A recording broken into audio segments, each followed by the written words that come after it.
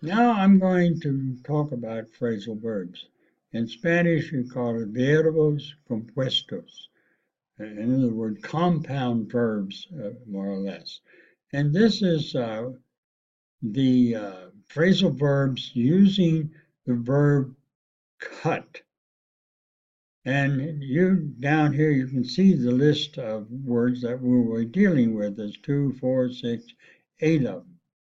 Now, as I mentioned ad nauseum, that you need to study these, you need to know them in order to be able to speak fluent English. It's not a trick.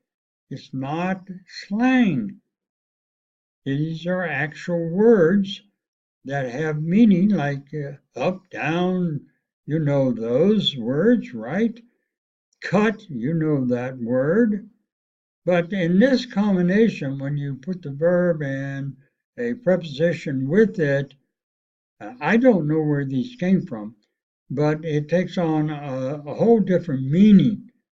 It doesn't have the meaning of each of these words separately, but together, compound, a word that are put together, two words are put together to have a certain meaning. And why I keep emphasizing this is because this is how we speak English. And the important thing about that is you got to know it in order to understand it. And I'm going to show you something in this. I will show you that this is a formal way of speaking, these phrasal verbs. But I will also show you the formal way of saying the same thing. So here we go. The first one we're going to consider is cut across. And this would be the Spanish equivalent. Now, in Spanish, you have to translate from formal English to Spanish. And if I want to speak Spanish, I have to translate from former English to Spanish. Or did I say that wrong? Okay. But I will show you this in a minute because I want you to see that what I'm going to do here, maybe you can see it, I'm going to translate to English. And you can see the translation to tomar on atajo is to take a shortcut.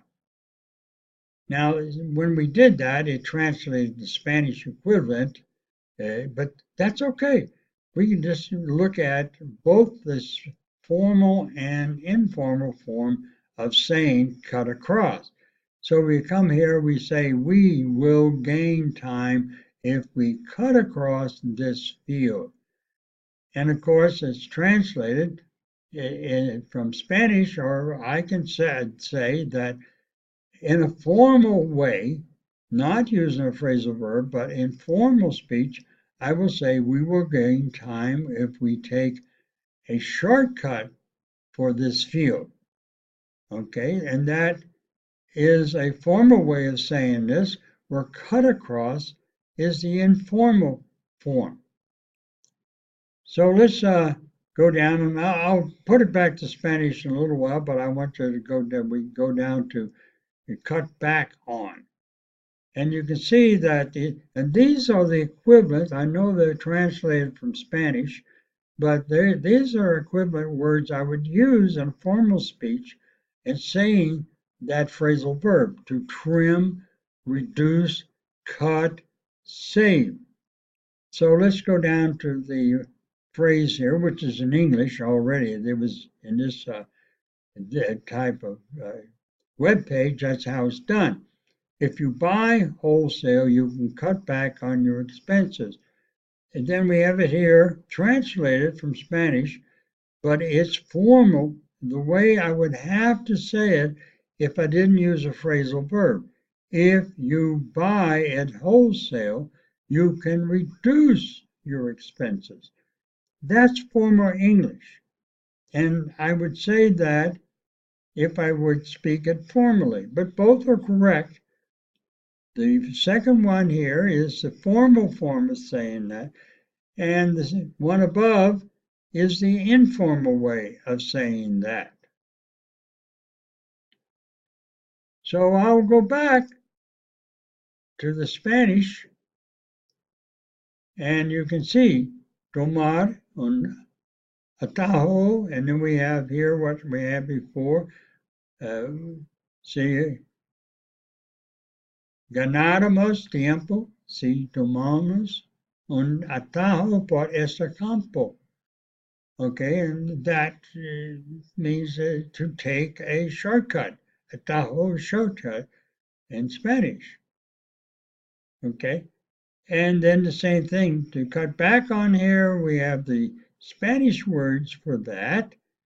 Of course, I on the other part of this video, I had it in translated. Okay, so here we have it. If you buy wholesale, you can cut back on your expenses.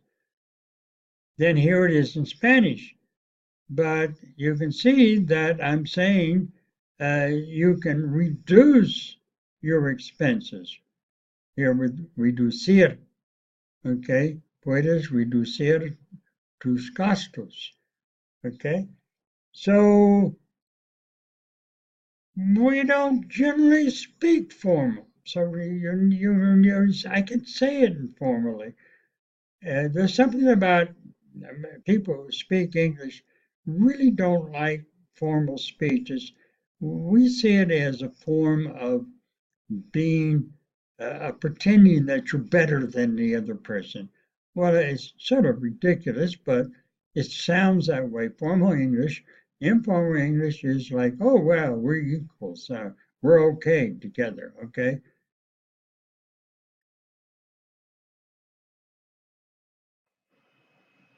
As I mentioned, we have 8 of these, and with the cut verb, I'm only going to do 4. And what I want you to do is study these. Let's take 4 at a time, and I'll go through the explanation for you, and you can study these. And it's your choice. You can either study the Spanish equivalent words, like here we count, cut down. So we have the equivalent, but if you know what they mean, you can just memorize them in English. So let's take a look at this right now. This is the word cut down, and these are the Spanish words. But right now, I'm going to do my little trick. I'm going to translate it to English, and we can see that the words that they give, and these are equivalent words for cut down that would be used in sentences. So we have cut, shorten, reduce, abbreviate, reduce consumption of, reduce again, and cut. Okay, those are words that I would use to say cut down, and because cut down has many different definitions. So we'll take a look at that, and I will show you that. So let's go down to here. The teacher asked Ross to cut down his essay. It was too long. Okay, and here we have the translation, but this is a formal form of saying that. The professor asked Ross to abbreviate his essay. It was very long. And I'll go to the next one on this. Sally is cutting down on sweets. She says she wants to lose weight. The formal way of saying that, if I didn't use a phrasal verb, is Sally is eating less sweets. Says she wants to lose weight. Okay, I'll do my magic trick and put that back to Spanish so you can see that it is in Spanish. You have the phrasal verb form and then the formal form, which you would say in Spanish. If I wanted to say it in Spanish, I'd have to translate it to the formal form, and you would have to do the same thing for this. But if you wanted to say the informal form, you'd have to use cut down. Okay, so I'll take one more. Just a minute. I'll pause here. And so the next thing, the next word I'm taking in the cut verb, phrasal verb, is cut in.